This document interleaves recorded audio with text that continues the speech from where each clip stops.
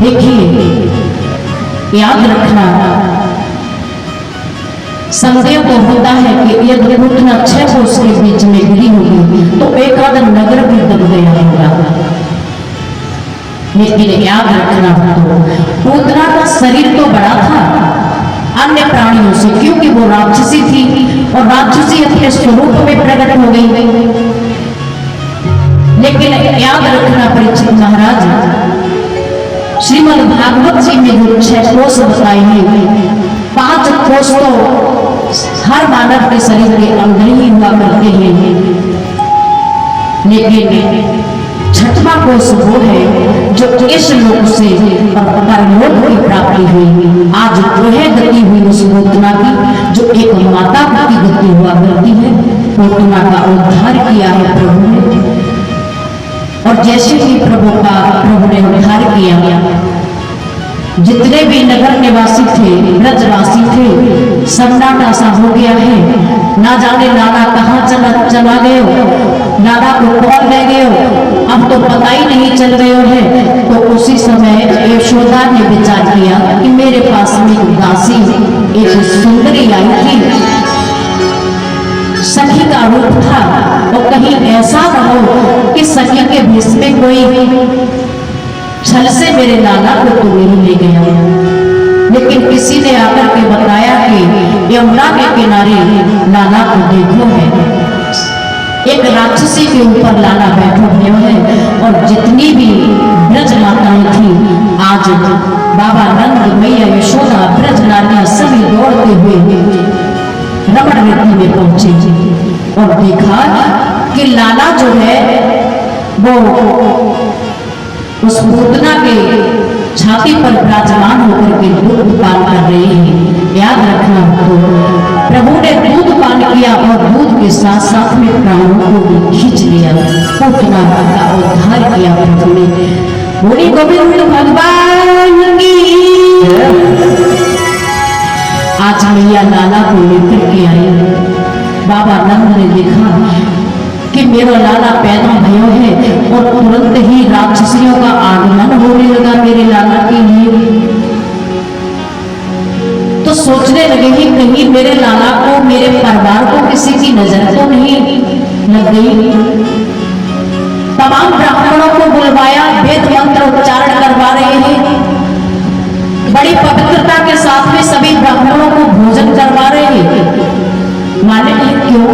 क्योंकि मेरे लाला के ऊपर कोई बला न आ जाए, और मेरे लाला को जितने भी ब्राह्मण हैं वो सभी आशीर्वाद दे करके जाए। सभी को भोजन करवाया और गौ माता की पूंछ को लाला के ऊपर घुमाया, जो भी बलाए हो उसको टल जाए, मेरे लाला को कभी कोई परेशानी न हो। ऐसी भूली मैया है यशोदा, बड़ा प्रेम करती है अपने लाला से। और याद रखना, मैया यशोदा ही नहीं, माता का भाव ही ऐसा होता है। हर माता अपने बच्चे से बहुत बेहद अधिक प्रेम करती है। एक बार को लाला दुष्ट हो, फिर भी माता का हृदय कभी दुष्ट नहीं हो सकता। माँ हमेशा अपने लाला को प्यार ही करती है। आज मैया ने वात्सल्य भाव दर्शाया। धीरे धीरे समय व्यतीत होने लगा है। जब पूतना लौट के नहीं गई तो भोजराज कंस को भय सताने लगा। भोजराज कंस ने देखा कि पूतना लौट के नहीं आई, तो पूतना का भाई था सक्तासुर। सक्तासुर ने कहा कि महाराज चिंता करने की बात नहीं है, मेरी बहन लौट के नहीं आई तो मैं अपनी बहन को भी खोज लाऊंगा, और तुम्हारे काल जो है उसका भी वध कर दूंगा, मुझे आदेश दे दो। तो आज सकट ने क्या किया, जैसे ही महाराज का आदेश मिला भोजराज कंस का, आज सकट वहां से चल दिए। सकट कौन है?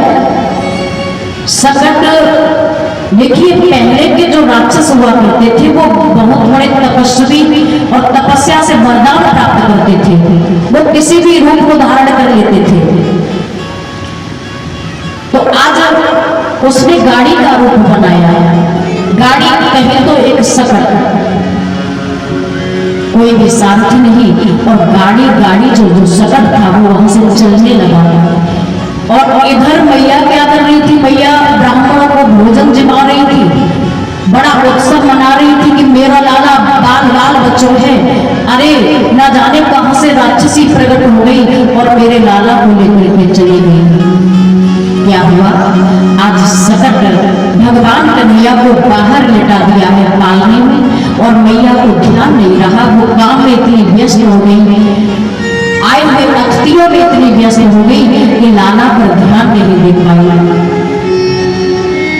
और वो सकट जैसे ही आया तो लाला का जहां पालना रखा हुआ था, आज वो पालना के ऊपर आकर के खड़ा हो गया। देखने लगा है कि यही तो है काल, इसे जीवित नहीं छोड़ूंगा, इसे मार डालूंगा।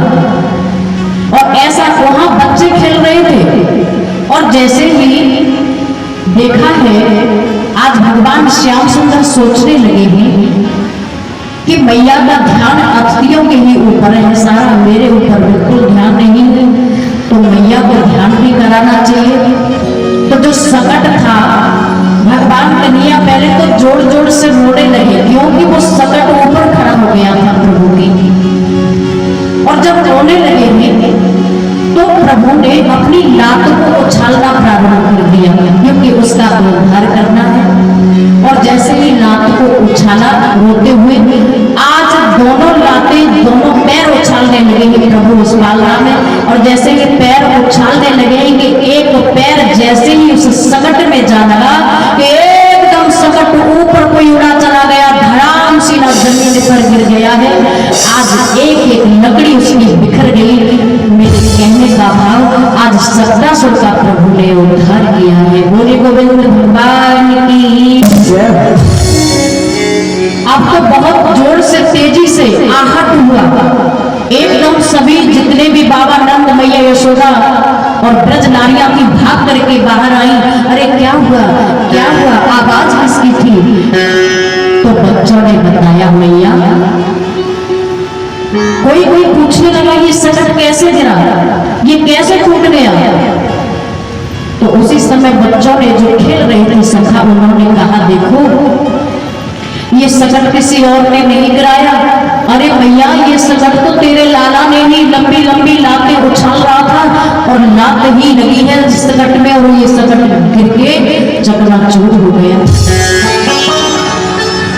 आज ब्रज नारियां देखने लगी, कैसी बातें करती हो, लाला बहुत छोटा सा है, और लाला की लात लगने से सकट थोड़ी नहीं टूट जाएगा, कैसी बात करती हो? लेकिन याद रखना तो बच्चे कभी झूठ नहीं बोलते। आज बच्चों की बातों पर विश्वास नहीं कर रही है ब्रजवासी। अरे भैया ऐसा हो ही नहीं सकता कि एक छोटा सा लाला और सकट को तोड़ के फेंक दे। लेकिन याद रखना आज प्रभु मंद मंद मुस्कुरा रहे हैं और अपनी नर लीला कर रहे हैं, अपनी लीलाओं का रसपान सभी ब्रजवासियों को कराने लगे। आज सकट का प्रभु ने उद्धार किया, और इतना ही नहीं, ऐसा प्रमाण मिलता है तो उसके बाद में सत्तासुर का भाई था जिसका नाम था तृणाव्रत, जब देखा कि बहन भी लौट के नहीं आई और मेरा भाई भी लौट के नहीं आया, तो कहा महाराज की जय हो। अरे महाराज मेरा ना भाई लौट के आया ना मेरी बहन लौट के आई,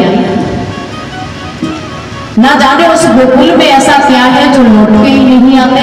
एक बार मुझे आदेश दे दो, मैं तुम्हारे काल को जीवित नहीं छोड़ूंगा। और जैसे ही इतना सुना तो भोज राजवंश ने कहा ठीक है आप भी चले जाओ, ताकत अजमाओ, तुम्हारे पास में कैसी ताकत है? तो उसी समय कहा देखो मेरे अंदर ऐसी ताकत है कि मैं बमंडर का रूप बनाता हूँ। कैसा? जहां बिल्कुल हवा न हो और मैं आंधी तूफान बन करके एक तरफ से ही विध्वंस करता जाता हूँ। जितना भी ब्रज है ना पूरे ब्रज को उड़ा ले जाऊंगा। आप चिंता नहीं कीजिए महाराज, मेरे अंदर बहुत ताकत है। याद रखना तो आज जैसे ही आदेश मिला है तृणाव्रत को बमंडल का रूप बना कर किया गया। आज ब्रज में धूल ही धूल नजर आ रही है। एक दूसरे की आंखों में धूल चली गई है, एक दूसरे को देख नहीं पा रहे। जितने भी वृक्ष ही एकदम वृक्ष जमीन पर गिरने लगे, जोर से सब गिरने लगे। आज भगवान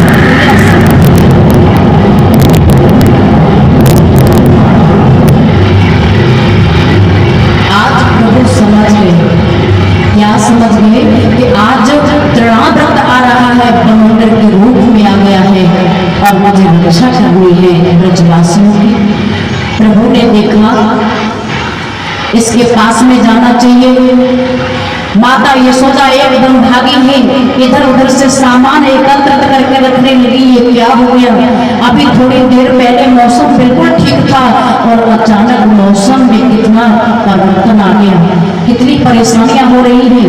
आज कोई एक दूसरे के घर नहीं जा पा रहे और इधर धूल में ही प्रभु नजर नहीं आ रही। किसी को मैया ढूंढ रही है लाला को, लेकिन लाला नजर नहीं आते।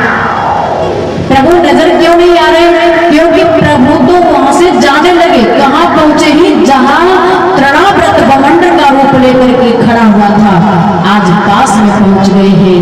और जैसे ही देखा तृणाव्रत ने तो प्रभु को गोदी में उठा लिया और जैसे ही गोदी में लिया है आज एकदम आकाश मार्ग की तरफ लेकर के उड़ने लगा है और विचार करने लगा, ऊंचे पे ले जाकर के तब ऐसे फटकूंगा और उसकी मौत हो जाएगी। आज प्रभु ने क्या किया?